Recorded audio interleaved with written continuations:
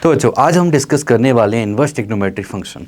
इस one shot video में हम स्टार्टिंग से लेकर एंड तक सारी चीज़ें डिटेल में डिस्कस करेंगे। बहुत ध्यान से इसको देखिए। तो सबसे पहले हम जो डिस्कस करने वाले हैं वो हैं डोमेन एंड रेंज।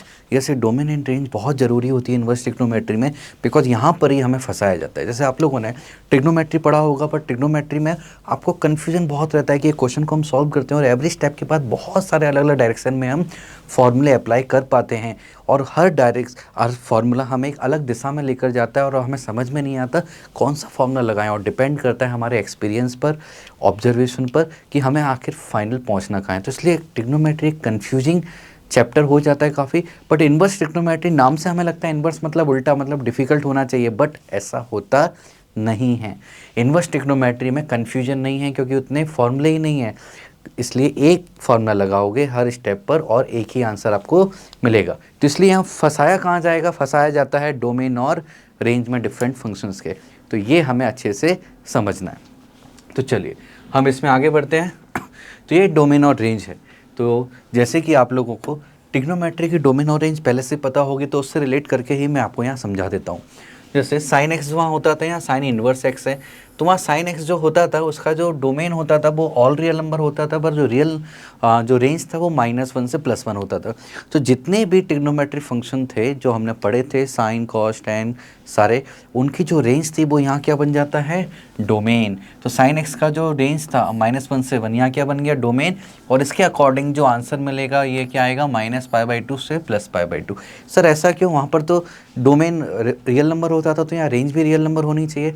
नहीं, ऐसा नहीं होता। क्यों नहीं होता, उसका एक सिंपल सा रीज़न है, लॉजिक है कि यदि मुझे दिया है यहाँ पर x की वैल्यू दे दी सपोज 1/√2, तो 1/√2 किस एंगल पर होता है, आप बोलोगे 45 पर 135 पर भी तो होता है। ऐसे ही 360 + 45 करोगे, 360 + 135 करो, वहाँ भी मिलेगा।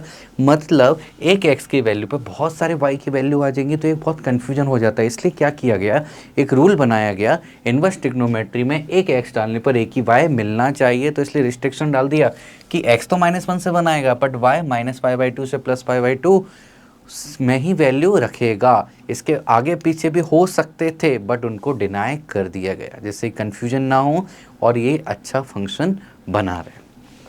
सिमिलरली कॉस इनवर्स एक्स है। इस कॉस इनवर्स एक्स का भी जो डोमेन है वो क्या है, -1 से 1, और रेंज क्या है, 0 से π। तो ध्यान रखिए ये कॉस इनवर्स की वैल्यू कभी भी निगेटिव नहीं होती है। ऐसी टेन इनवर्स, इसका डोमेन क्या है, रियल नंबर, रेंज क्या है, -π/2 से +π/2। इस तरह से हमें सारी डोमेन और रेंज याद करनी पड़ेंगी, तभी हम क्वेश्चन कर पाएंगे, अदरवाइज गलती हो जाती है ना। तो इसमें एक और चीज़ हम ऑब्जर्व करते हैं, याद रखना है कि कॉस हो गया, कोसेक हो गया, कॉस, सेक और कॉट, ये तीन ऐसे हैं जो कभी भी निगेटिव नहीं होंगे।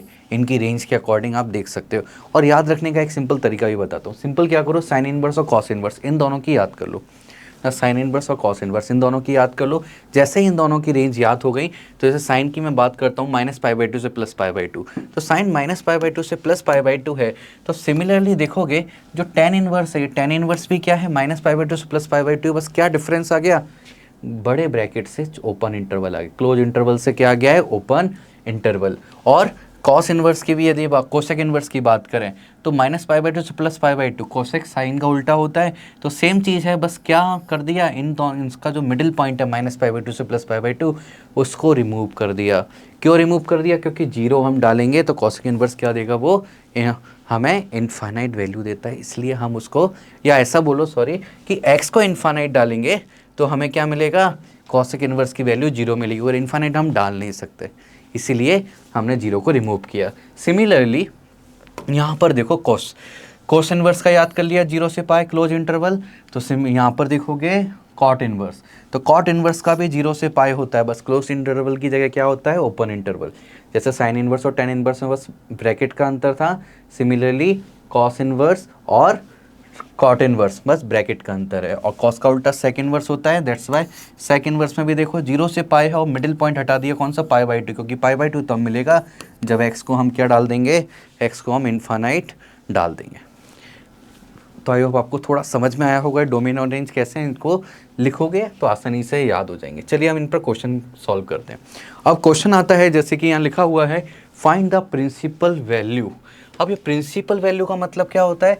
प्रिंसिपल वैल्यू का सिंपल इतना सा मतलब होता है जो भी रेंज हमने पढ़ा है इस रेंज के अंदर आंसर आना चाहिए। तो आप बोलोगे सर यदि प्रिंसिपल वैल्यू नहीं लिखा तब क्या मैं कुछ भी आंसर लिख सकता हूँ? नहीं, तब भी हमें वही प्रिंसिपल वैल्यू ही आंसर में देनी है। तो जैसे मैं इस क्वेश्चन को सॉल्व करता हूँ तो पहला मेरा क्वेश्चन है, क्या पूछा है? Sine inverse 1/√2। तो साइन इनवर्स 1/√2 इसका मतलब है आखिर में 1/√2 साइन किस एंगल पर देता है, क्या एंगल में डालूं साइन थीटा में जिससे मुझे 1/√2 मिल जाए और वो भी उसके रेंज में आना चाहिए। तो हम क्या बोलते हैं? 45 डिग्री, या हम जनरली अब रेडियन में बात करते हैं तो क्या बोलेंगे? π/4। सिमिलरली सेकंड वाला जो क्वेश्चन है tan इनवर्स √3। तो tan इनवर्स √3 किस एंगल पे हमें मिलेगा? tan किस एंगल पर हमें √3 वैल्यू देता है? तो हमें याद है 60 डिग्री, और जिसको हम रेडियन में क्या लिख देते हैं? π/3। तो इस तरह से हमें आंसर देने होते हैं। क्लियर? चलो अब जैसे वैल्यू है इस जगह आप वीडियो को पॉज करो और आंसर जल्दी से लिख दो, और फिर मैं इसको सॉल्व करूँगा, आंसर मैच करना, आपको कॉन्फिडेंस आएगा। चलो आई होप आपने सॉल्व कर लिया होगा। तो अब मैं इसको सॉल्व करता हूँ। तो ये वाली जो वैल्यू है ये वैल्यू कितनी आएगी? कॉस किस एंगल पर मुझे 1/2 देता है? तो मुझे याद आएगा कितना? 60 डिग्री पर। तो पहले मैं लिख देता हूँ π/3 प्लस 2 टाइम्स साइन किस पर मुझे 1/2 देता है? तो साइन मुझे 1/2 देता है 30 डिग्री, यानी कि π/6 पर। अब इसको थोड़ा सा हम कैलकुलेट कर लेते हैं, इसे 3 टाइम चला जाएगा तो यह π/3 प्लस π/3 कितना बन जाएगा? 2π/3। This is the final answer. Simple question है, समझ में आ गया होगा आप लोगों को। चलिए आगे बढ़ते हैं हम। अब जैसे कि यहाँ क्वेश्चन है, अब एक प्रॉब्लम यहाँ आती है कि हम थोड़ा जल्दबाजी में रहते हैं और हमें बोला गया है find the value of sine inverse of sine 2π/3। Sine inverse of sine 2π/3 बोला गया है। तो हम क्या करते हैं, यहाँ साइन से साइन को कट कर देते हैं और आंसर में क्या लिख देते हैं? 2π/3। बट यहाँ एक गलती हो जाती है, ये क्या है? एक रॉन्ग आंसर है ना, ये गलती हो जाएगी। क्यों रॉन्ग है? साइन इनवर्स साइन नहीं कट सकता, ये कट सकता है, बट क्या हमें बेसिक ध्यान रखना है ये कि साइन इनवर्स इसकी रेंज क्या थी? हमने अभी देखी थी साइन इनवर्स की रेंज। साइन इनवर्स जो है -π/2 से +π/2 यानी कि -90 डिग्री से +90 डिग्री के बीच में ही वैल्यू दे सकता है। लेकिन यहाँ पर जो वैल्यू है कितनी मिल गई? 2π/3, और 2π/3 मतलब कितना होता है? 120 डिग्री। तो रेंज से बाहर चली गई, इसलिए ये प्रॉब्लम आ गई। क्लियर हुआ किस तरह से हम ध्यान देना है? तो बोलोगे सर फिर हम कैसे सॉल्व करें? तो इसको सॉल्व करने का बेसिक तरीका क्या है, रियल तरीका? मैं दोबारा से इस क्वेश्चन को लिखता हूँ। तो ये आएगा साइन इनवर्स ऑफ साइन 2π/3। तो हमें याद है 11th क्लास में ट्रिग्नोमेट्री में पढ़ा है, साइन 2π/3 मुझे अलग से निकालना आता है। यस आता है। साइन 120 डिग्री को हम क्या लिखते हैं? साइन 180 डिग्री माइनस 60 डिग्री, मतलब साइन 60 डिग्री आ जाता है। और साइन 60 डिग्री की वैल्यू कितनी होती है? √3/2। तो मैं इस पूरे की जगह √3/2 डाल सकता हूँ, जिससे मेरा जो क्वेश्चन है कि क्वेश्चन क्या हो जाएगा? Sine inverse √3/2। और अब मेरा आंसर आएगा, अब मैं बोलूँगा √3/2 किस एंगल पे मुझे साइन देता है? तो ये मुझे देता है किस पर? 60 डिग्री पर।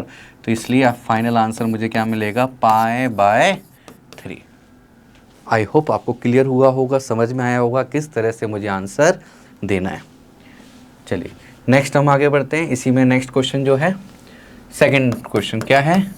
Cos inverse cos 7π/6। क्या इसमें भी हम इसको कट करके लिख सकते हैं क्या?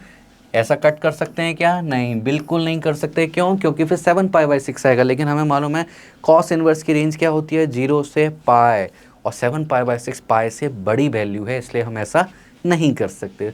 तो फिर क्या करेंगे अब आप मुझे बताओ? बोलोगे सर एक काम करते हैं ना, 11th क्लास में हमने पढ़ा है, इसकी वैल्यू सॉल्व कर लेते हैं। 7π/6 को मैं क्या लिख सकता हूँ? इसको मैं लिख सकता हूँ π + π/6, और π + π/6 cos π + π/6 कितना होता है? ये हो जाएगा -cos π/6, और cos π/6 की वैल्यू यानी कि 30 डिग्री कितना होता है? -√3/2। तो इसीलिए मुझे जो वैल्यू मिलेगी यहाँ पर वो क्या मिलेगी? cos इनवर्स -√3/2, ये वैल्यू मुझे मिल जाएगी। अब कैसे सॉल्व करें? माइनस आ गया, डोंट वरी, हमें पता है कॉस इनवर्स का रेंज कहाँ से कहाँ तक होता है? यदि मैं यहाँ लिख लूँ कि इसकी वैल्यू हमेशा 0 से पाई के बीच में होती है, क्योंकि 0 से पाई यानी कि first quadrant and second quadrant, first quadrant में कॉस क्या होता है पॉजिटिव और सेकंड क्वाड्रेंट में कॉस क्या होता है नेगेटिव होता है। और ये वैल्यू नेगेटिव मतलब एंगल कहाँ आना चाहिए, सेकंड क्वाड्रेंट में आना चाहिए। तो सेकंड क्वाड्रेंट में मुझे √3/2 किस एंगल पर मिलेगा, तो आप बोलोगे 180 में से 30 माइनस कर दो, क्योंकि नॉर्मली cos 30 √3/2 होता है। तो इसलिए 180 में से 30 माइनस किया तो कितना आ जाएगा 150 डिग्री, 150 डिग्री, जिसको हम बोल सकते हैं 5π/6। This will be my final answer कि cos इनवर्स cos 7π/6 को हम क्या लिखेंगे 5π/6। तो ये बेसिक है, प्रिंसिपल वैल्यू कैसे निकाली जाती हैं ये सब हमने अभी डिस्कस किया है, आई होप। तो अभी क्वेश्चन हम देखते हैं यहाँ पर। अभी तो हमने जो क्वेश्चन देखे थे उसमें क्या था, बाहर इन्वर्स वाला फंक्शन था, अंदर ट्रिग्नोमेट्रिक फंक्शन और उसके अंदर एंगल लिखा हुआ था, तो हम आसानी से कर पाए थे। बट अब यहाँ पर जो सिचुएशन है, यहाँ पर क्या बाहर ट्रिग्नोमेट्रिक फंक्शन, उसके अंदर इन्वर्स वाला फंक्शन एंड देन कुछ वैल्यू लिखी गई है, इसको हमें कैसे सॉल्व करना है। ध्यान से देखो, बहुत ही आसान होते हैं क्वेश्चन। हम जैसे फर्स्ट वाला सॉल्व करते हैं तो फर्स्ट वाला क्या हो जाएगा हमारा, साइन ऑफ कॉस इनवर्स 3/5। अब मुझे क्या करना होता है, बेसिक चीज़ करनी है। बाहर मेरे पास साइन है तो अंदर भी मैं क्या बनाना चाहता हूँ, साइन इनवर्स बनाना चाहता हूँ। ऐसा क्यों, जैसे साइन और साइन इनवर्स को मैं कट कर सकूं। बट याद रखना, पहले मैंने कट करने से मना किया था कि जब भी बाहर इन्वर्स वाला होगा अंदर नॉर्मल ट्रिग्नोमेट्री होगा, जैसे कि यहाँ पर था, तो कट करने से आंसर गलत आ सकता है यदि बाहर इन्वर्स वाला है। लेकिन यदि बाहर नॉर्मल है अंदर इन्वर्स वाला है और सेम है, तो कट करने से कभी भी आंसर गलत नहीं आएगा, ये हमें ध्यान रखना है। तो अब इसको सॉल्व कैसे करना है, तो मैं इसको नॉर्मल तरीके से सॉल्व करता हूँ, कोई आसान तरीका बताता हूँ। ये कॉस इनवर्स है तो ये अंदर जो वैल्यू है, ये वैल्यू में ऊपर वाला पार्ट क्या होगा, दिस इज बेस, और नीचे वाला क्या होगा हाइपोटेन्यूस। इसका मतलब मैं बोल सकता हूँ कि मेरे पास बेस की वैल्यू 3 है, हाइपोटेन्यूस कितना है 5, तो परपेंडिकुलर कितना हो जाएगा, तो पाइथागोरस थ्योरम मुझे आता है, 9th क्लास में मैंने अच्छे से पढ़ा है कि मैं परपेंडिकुलर को 4 बोल सकता हूँ। तो इसीलिए अब मैं इस क्वेश्चन को अपने फॉर्म में लिख सकता हूँ। बाहर मेरे पास साइन है तो मैं अंदर साइन इनवर्स लगा दूंगा, और साइन इनवर्स क्या होता है, परपेंडिकुलर अपॉन हाइपोटेन्यूस होता है। तो परपेंडिकुलर कितना है 4, हाइपोटेन्यूस कितना है 5, इस तरह लगा दिया। और मैं अब साइन और साइन इनवर्स को कट कर सकता हूँ, है ना, इस तरह से। बट एग्जाम में हमें कट नहीं करके दिखाना है, बोर्ड के एग्जाम में, है ना। नॉर्मली हमें मन में ऐसा रखना है कि हाँ कट हो गया, और ये आंसर कितना आ जाएगा finally 4/5। This is the final answer. तो आई समझ में आया होगा आपको कैसे करना है क्वेश्चन। तो सेकंड वाला क्वेश्चन अभी आप सॉल्व करो, वीडियो को पॉज करो और सॉल्व करके देखो। तो मैं यहाँ पर अब सॉल्व करके दिखाता हूँ, मुझे लगता है आपने सॉल्व कर लिया होगा, आई होप। तो सेकंड वाला क्वेश्चन क्या लिखा है, कॉस ऑफ tan इनवर्स 3/4, ऐसा मैंने लिख दिया। अब अगेन मुझे क्या करना है, ये tan इनवर्स है, इसको मैं क्या करना चाहता हूँ, कॉस में इनवर्स में कन्वर्ट करना चाहता हूँ। तो ये क्या होता है परपेंडिकुलर, ये क्या होता है बेस, तो इसलिए मैं इसको लिख दूंगा कन्वर्ट करके कॉस ऑफ कॉस इनवर्स। अब कॉस इनवर्स में क्या होगा अंदर, बेस अपॉन हाइपोटेन्यूस। तो बेस की वैल्यू तो कितनी है 4, और हाइपोटेन्यूस कितना आ जाएगा, यहाँ से 5 आ जाएगा। तो कॉस इनवर्स और कॉस दोनों हट जाएंगे। फाइनल आंसर फिर से मेरे पास क्या आ गया 4/5। समझ में आया, क्लियर। चलिए आगे बढ़ते हैं। तो अब हम बात करेंगे कुछ प्रॉपर्टीज़ के इन्वर्स ट्रिग्नोमेट्री की। प्रॉपर्टीज़ की हम बात करने वाले हैं, प्रॉपर्टीज़ बहुत इंपॉर्टेंट है। तो जैसे पहली प्रॉपर्टी है निगेटिव एंगल की। जैसे कि अभी हमने क्वेश्चन किया था थोड़ी देर पहले कि यहाँ पर एक क्वेश्चन किया था कि जैसे यहाँ पर कॉस इनवर्स के अंदर -√3/2 आ गया। अब इसको कैसे सॉल्व किया जाए, इस तरह से नेगेटिव जो वैल्यू आ जाएगी इसको कैसे सॉल्व किया जाए। यदि हम डायरेक्टली नहीं सोच पाते कभी कभी, तो उसको मैं बताता हूँ कैसे सॉल्व करेंगे। यहाँ पर थोड़ा सा मैं इसको करेक्ट करता हूँ, ये एंगल नहीं होगा एक्चुअल में, वैल्यू बोला जाएगा कि निगेटिव वैल्यू जब आ जाए अंदर तब हमें किस तरह से सॉल्व करना है। तो यहाँ पर मैंने 3 कैटेगरीज में डिवाइड किया इन 6 इन्वर्स ट्रिग्नोमेट्रिक फंक्शंस को। 3 कैटेगरीज कौन कौन सी हैं, पहली जो कैटेगरी है वो साइन इनवर्स, टैन इनवर्स और कॉसेक इनवर्स, और सेकंड जो है वो क्या है कॉस इनवर्स, सेक इनवर्स और कॉट इनवर्स। ऐसा क्यों है, ऐसा इसलिए ये कैटेगरी वाइज हमें आसानी से याद रहेगा। और अनदर रीजन कैटेगरी बनाने का क्या है, जब हमने पहले सबसे पहले क्या देखे थे डोमेन और रेंज, तो हमने देखा था 3 फंक्शन ऐसे हैं जिनकी वैल्यू कभी भी नेगेटिव नहीं होती है, कॉस इनवर्स, कोसेक इनवर्स और sorry cos inverse, sec inverse और कॉट इनवर्स, तो ये नेगेटिव नहीं होती। This is one category. Another category क्या है जो नेगेटिव हो सकते हैं, साइन इनवर्स, टेन इनवर्स और कोसेक इनवर्स। ये दो कैटेगरी में तीन तीन फंक्शन आते हैं। अब तो प्रॉपर्टी को हम थोड़ा सा समझ लेते हैं। अब जो व्यक्ति नेगेटिव हो सकता है, तो यदि इसके अंदर नेगेटिव वैल्यू आ गई तो ये क्या होगा, सीधे नेगेटिव बाहर निकल जाएगा। तो sine inverse of minus x is equal to minus sine inverse x आ जाएगा। सिमिलरली टेन इनवर्स के साथ होगा, सिमिलरली कॉसेक इनवर्स के साथ होगा। अब कॉस इनवर्स के अंदर यदि नेगेटिव आ गया तो नेगेटिव बाहर तो आएगा बट अकेला नहीं आएगा, साथ में पाई लेकर आएगा। मतलब मैं इसको लिखूंगा pi minus cos inverse x. Similarly sec inverse of minus x है तो इसको भी मैं क्या लिख दूंगा, pi minus sec inverse x. और cot inverse of minus x is equal to क्या आ जाएगा, pi minus cot inverse x. ठीक है, तो ये प्रॉपर्टी आपको लिखना है और याद रखना है। इस पर हम क्वेश्चन भी सॉल्व करेंगे। तो जैसे कि यहाँ पर एक क्वेश्चन है, मुझे सॉल्व करना है। तो फर्स्ट क्वेश्चन मैं लेता हूँ। फर्स्ट क्वेश्चन मुझे क्या बोला है, साइन इनवर्स ऑफ -1/2। तो साइन इनवर्स में क्या बोला है, जैसा अंदर नेगेटिव है तो बाहर आ जाता है बिना किसी चेंजेस के। तो ये सिंपल माइनस साइन इनवर्स 1/2 बन जाएगा। और साइन इनवर्स 1/2 की वैल्यू कितनी आएगी, किस एंगल पर 1/2 होता है, 30 डिग्री। तो फाइनल आंसर मेरा आ जाएगा -π/6। This is the final answer. Okay, second वाला करेंगे। तो सेकेंड वाले में भी हम क्या बोल देंगे, माइनस साइन इनवर्स √3/2।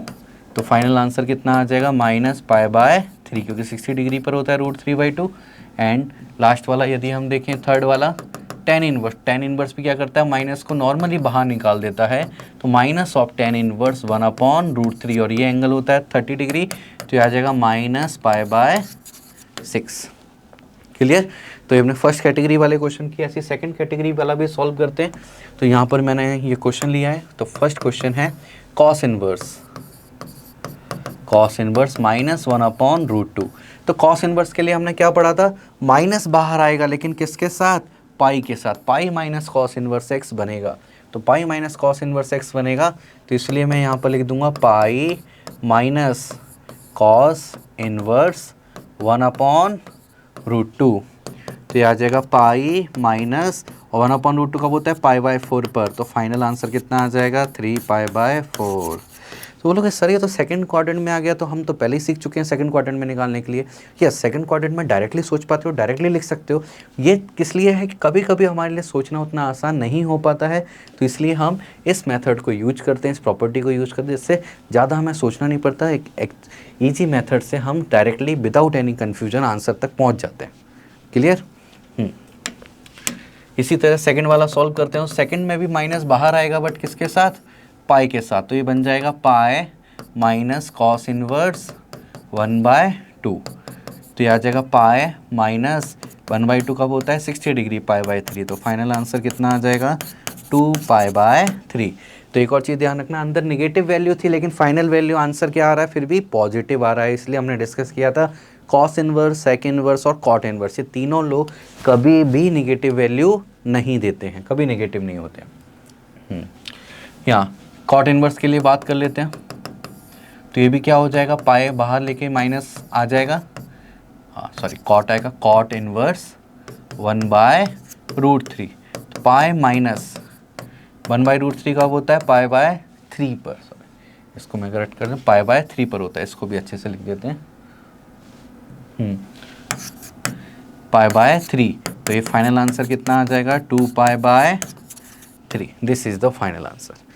तो आई होप आपको ये प्रॉपर्टी समझ में आई होगी। प्रॉपर्टी नेगेटिव वैल्यू जब अंदर आ जाए इन्वर्स ट्रिग्नोमेट्रिक फंक्शन के, sine inverse, tan inverse, cot inverse, cos inverse, इनके अंदर आ जाए तो किस तरह से ये सॉल्व इसको हम करते हैं, कैसे बिहेव करती है ना। ये दो कैटेगरी हैं, इन दो कैटेगरी के बेस पे हम सारे क्वेश्चन इजीली सॉल्व कर पाते हैं।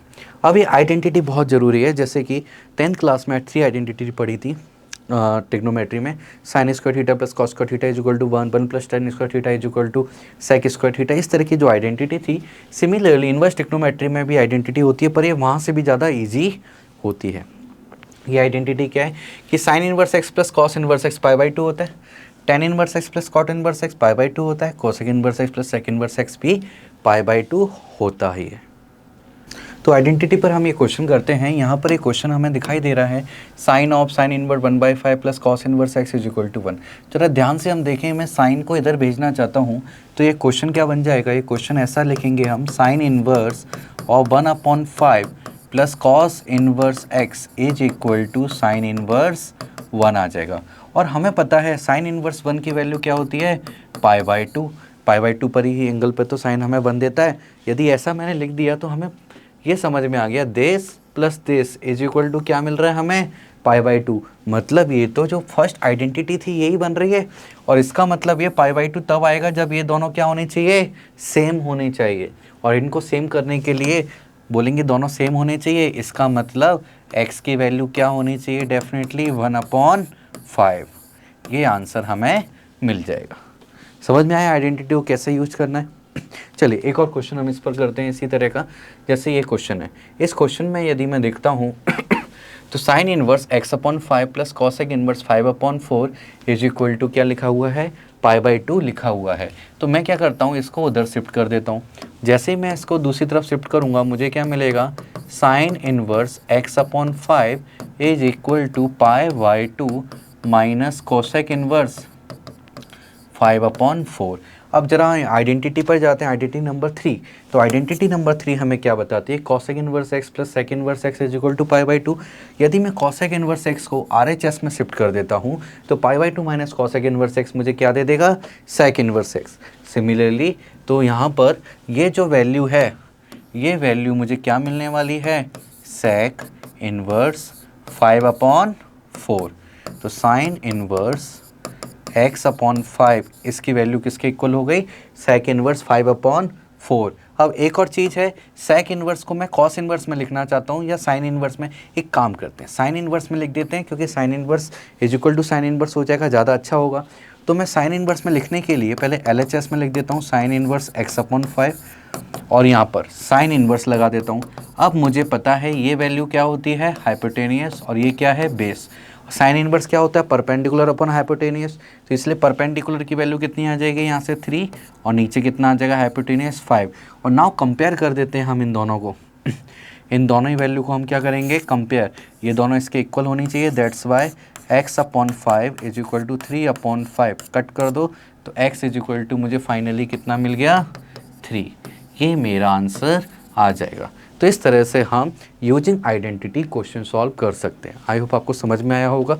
चलिए हम इसको आगे बढ़ते हैं, आगे फॉर्मूले की अब बात करते हैं। अभी तक हमने कोई भी फॉर्मूले नहीं देखे थे, पहले एक प्रॉपर्टी देखी थी और आइडेंटिटी देखी थी।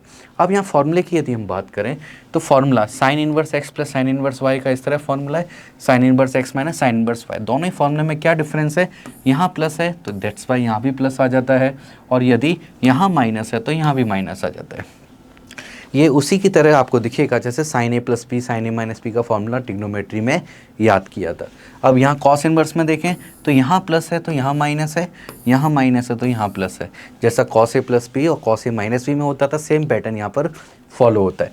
ये फॉर्मूले आपको याद रखने ही पड़ेंगे। तो आप क्या कर सकते हो याद रखने के लिए, अलग से रट्टा मारने की ज़रूरत नहीं है। एक कागज़ पर लिखो, साइड में या आपका जो नोट्स होते हैं, शॉर्ट नोट्स आपने बनाए होंगे, शॉर्ट नोट्स का पेपर आपको बगल में रखना है और उसमें देख देख के अप्लाई करते जाना, ऑटोमेटिक याद हो जाएंगे। अब क्या करो, जैसे कि ये क्वेश्चन है, इस क्वेश्चन में मैं अप्लाई करना चाहता हूँ। इस क्वेश्चन में कैसे अप्लाई करूँगा, ध्यान से देखिए। यहाँ मैं अप्लाई करना चाहता हूँ तो मुझे ये क्वेश्चन लिखा है cos of sine inverse 3/5 plus sine inverse 5/13। तो यहाँ पर मुझे कौन सा फॉर्मूला अप्लाई हो जाएगा, sign inverse x plus sine inverse y वाला। तो मैं यहाँ अप्लाई करता हूँ कॉस के अंदर sine inverse x plus sine inverse y। तो क्या था, sine inverse x plus sine inverse y is equal to sine inverse of x square root of 1 minus Y square plus y square root of 1 minus x square. ये है, तो इसलिए मैं यहाँ क्या लिखूँगा, साइन इनवर्स, और इसके अंदर आएगा x यानी कि 3/5 into square root of 1 minus Y square, मतलब 5/13 का स्क्वायर, जो कि 25/169 हो जाएगा, है ना। बीच में यहाँ प्लस था, यहाँ भी प्लस आएगा। फिर y मतलब 5/13 into square root of 1 minus x square, मतलब 9/25। इस तरह से ये लिख देंगे। आगे हम सॉल्व करते हैं इसको। तो कॉस साइन इनवर्स, अंदर क्या मिलेगा यहाँ 3/5। तो थोड़ा सा फास्ट कैलकुलेशन हम करेंगे। 169 इधर आएगा, 169 माइनस 25, 169 माइनस 25 ये कितना हो जाएगा, ये हो जाता है हमारा 144/169 प्लस 5/13 इंटू ये 25 माइनस 9 कितना हो जाएगा 16/25 स्क्वायर रूट के अंदर। ये ऐसा आ गया। आगे और हम इसको सॉल्व करते हैं। तो cos of sine inverse 3/5 into ये क्या मिलेगा 12/13 प्लस 5/13 इंटू 4/5 ऐसा मुझे मिल जाएगा। एलसीएम ले लेते हैं ज़रा। एलसीएम लेके यदि मैं सॉल्व करता हूँ तो मुझे क्या मिलेगा, कॉस अंदर साइन इनवर्स, नीचे क्या मिल रहा है 5 इंटू 13 65 आ जाएगा। यहाँ 3 इंटू 12 कितना हो जाएगा 36 प्लस 5 इंटू 4, 5 इंटू 4 कितना हो जाएगा, ये मुझे 20 देगा। 36 प्लस 20 हो गया 56। तो यहाँ मुझे मिला 56/65। तो कॉस ऑफ साइन इनवर्स 56/65 ये वैल्यू मुझे मिल चुकी है।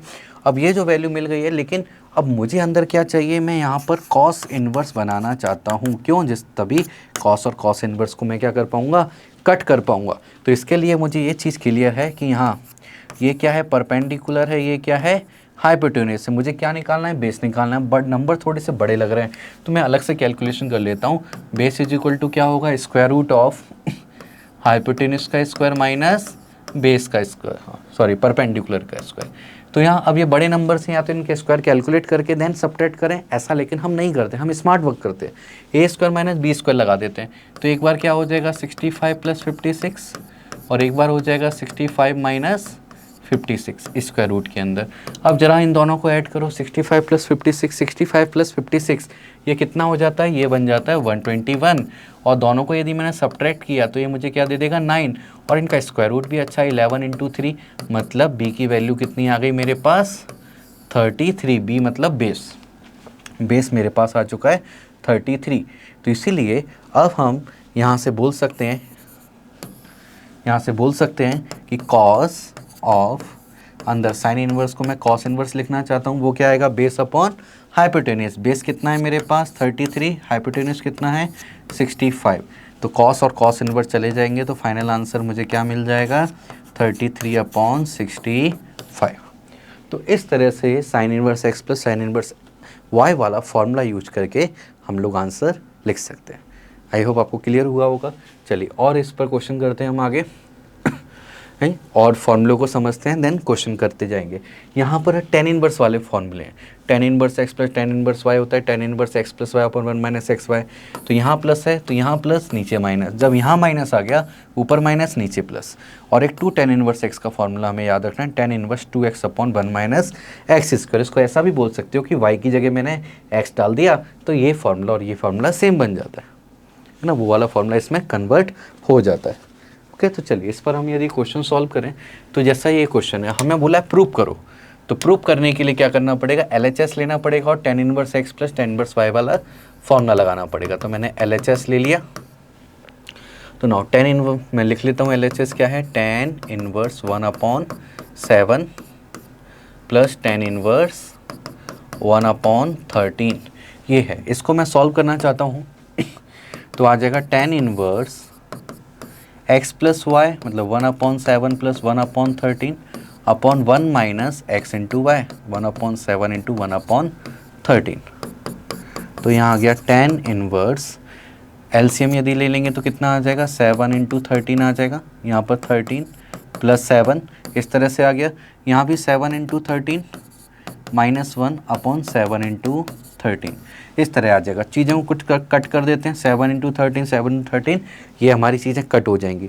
अब ये कट हो गई, अब क्या बचा हमारे पास टेन इनवर्स, ये ऊपर आ गया हमारे पास 20 और नीचे 7 इंटू 13, 7 इंटू 13 कितना हो जाएगा, ऐसे डायरेक्ट मल्टीप्लाई भी करो, 7 इंटू 3 21 होता है, 1 कैरी 2 आ गया और 7 9 तो 91 माइनस 0 कितना आ गया 90 आ जाएगा।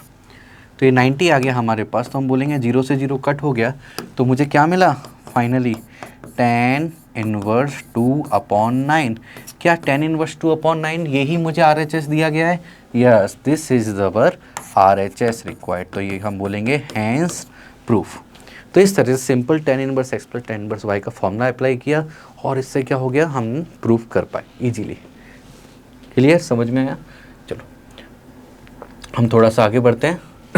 अब इस तरह का कभी क्वेश्चन आ जाता है और बोला जाता है कि सॉल्व का मतलब क्या होता है कि जो x दिख रहा है फाइनली x बताना है, x की वैल्यू क्या होगी, x बिलोंग्स टू क्या होगा। तो चलिए निकालते हैं x को। तो x को निकालने के लिए हम क्या करेंगे, tan inverse x plus 1 plus tan inverse x minus 1, again tan inverse x plus tan inverse y का फॉर्मूला लगाएंगे तो ये आ जाएगा tan inverse x plus 1 plus x minus 1 upon 1 minus x plus 1 into x minus 1 is equal to tan inverse 8 upon 31। ऐसा हमने लिख दिया। तो ऊपर हम देख रहे हैं कि 1 से 1 क्या हो जाएगा, कट हो जाएगा। नाउ दोबारा से लिख देते हैं tan इनवर्स, ऊपर आ गया 2x, नीचे क्या आ गया 1 minus x square minus 1 a plus B into A minus B हो जाएगा। This is equal to tan inverse 8 upon 31।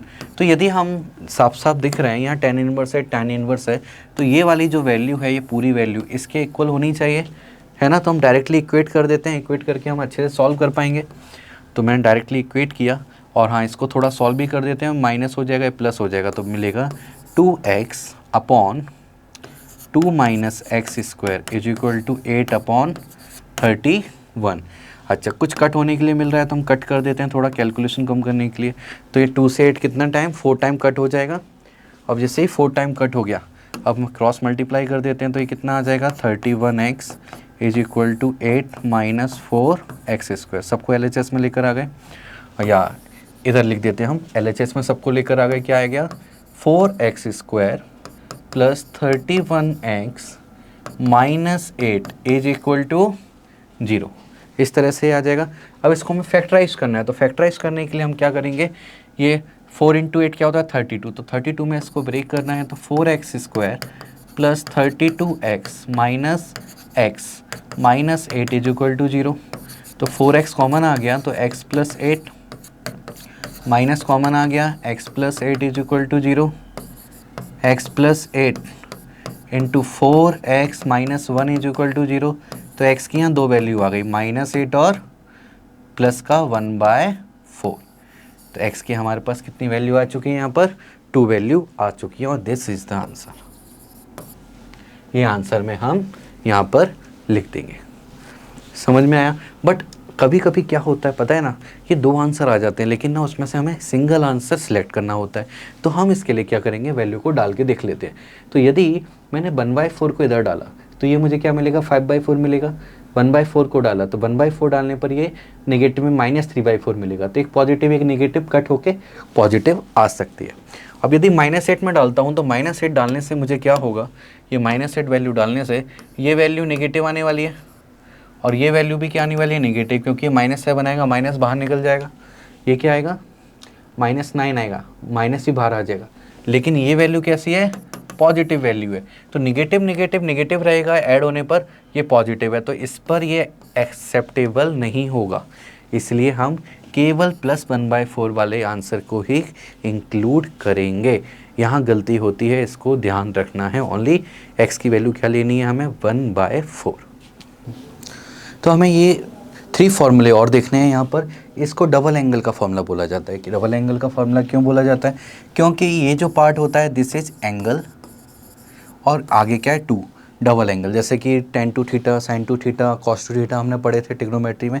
Similarly 2 tan inverse x के ये वाले फॉर्मूले हैं। और नेक्स्ट फॉर्मूला हम देखेंगे 2 sin इनवर्स x और 2 cos इनवर्स x का।